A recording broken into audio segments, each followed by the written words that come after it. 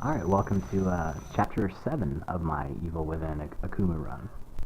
So, Chapter 7 is pretty easy, especially after coming off of Chapter 6. Chapter 6 was terrible, terrible, terrible. Very satisfied it's done. But Chapter 7 is quite a bit easier. It's called The Keeper. You're going to encounter a couple of new monsters in this one, and The Keeper being one of the new bosses. He's not very difficult, nowhere near as bad as like that black-haired girl, Laura. But the stage overall, they do introduce another new monster, the alter egos, and they're not really that bad. It's just they take a massive amount of damage to take down. So some of the things that I found useful, and actually you'll see two clips on them, is like using melee weapons whenever you do have the opportunity, just to save the ammunition, because pistols kind of worthless on them. But I usually find myself needing to use a shotgun or harpoons. But there's some haunted as well. So this section I do die on. It's like right as you get out of the library. So there's a haunted down the corner, and there's like one in this room, but no, there's actually two. I didn't realize there was two. There wasn't before. So my original strategy is foobar, so I'm like trying to figure out what to do. I smack that guy to stun him, and I'm like, okay, fuck it, I'm gonna just run. And I'm playing so crappy right now. I'm just retarded. I'm in like panic mode because I don't really know what to do. So I think maybe I can take one out with a pistol, but you don't know how bad I am at shooting with a pistol. So it's just one bad decision after another. And I guess I try to, for some reason, take the high ground, and I apparently feel I could get that match, and there's just no way. So I deserve that death. And I die here a couple times, and you'll notice their weapons swap out. So this next time the guy has a sledgehammer and smacks me in the face. I love this part. My face goes right through that candle. Insult to injury.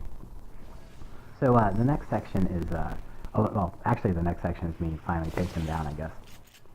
So you can see again, totally different types of enemies. Well, I mean, same enemies, but they look different and have different weapons. So, yeah. That part, not too terrible. I died a couple of times, but it wasn't really that bad. The sledgehammer to the face was pretty awesome. So I died here one time. On survival mode, when you disarm that trap's disarmed.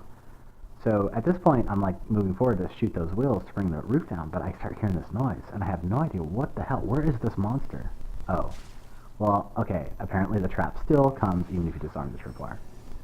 But here's another pretty cool part of the stage.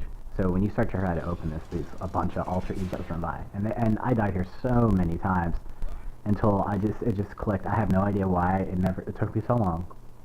Just use this huge pit trap. It's why it's in the room. Well, obviously to kill you, but if you'll notice, 3 of them dead instantly from like 2 pistol bullets. That's like super, super efficient. And then I'm being an idiot wasting rifle ammo, but... So, I mean, there's 2 more in the room. I missed them. You see that one guy just hanging from the ceiling. Hey, buddy.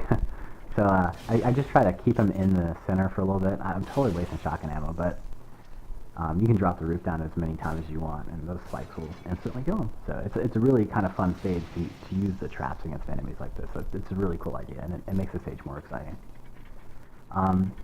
And so this section is the like other side of the catacombs once you get to it, and it's not too hard. It's just as badass as these alter egos are, you do get a few opportunities to use melee weapons on them, and after they've killed you enough, it's pretty satisfying just to one-shot them, and then maybe even run up and kick them while they're down. So this, like I said, the whole chapter itself was not too difficult. Like I may have died a couple of times on each section, but this part I did die quite a bit. You can see you're running for your life, and you hit these traps. They don't kill you, but they immobilize you, so you're going to die. And the only reason that section is so hard is it flips the camera so you're running at the traps without being able to see them. So now I'm on the Keeper, and I deserve to die for this playthrough. This is terrible. I hit that one trap, and then, which can happen, but how do you hit 2 traps in a row? I totally does not deserve to die right here, but apparently I make it right under his hammer. And then I run into another trap. So I'm like springing every fucking trap every like 2 seconds. And he's about to hit me again, but I run away, and I eventually come back to put the valve on. This is where he finally does kill me. He just smacks me in the head, and then, yeah, I totally deserve that death. There is no excuse. So this is the last section where I think I died, and I didn't really know how to fight him on a Akumu mode because he's a little bit faster, and I'm still using like harpoons on him, but I learned later on that like 2 rifle shots and he's dead. And so you can see he has 2 weapons. He has a sledgehammer and this sack of heads. And that time I died to being hit with a sack of heads. So that's pretty much it for chapter 7. I mean, there's not a lot of hard parts to it if you just take advantage of a lot of things they give you and try not to waste your ammo. It's nowhere near as bad as chapter 6, but that's pretty much all there is to it. So I'll be seeing you guys for chapter 8, and take care.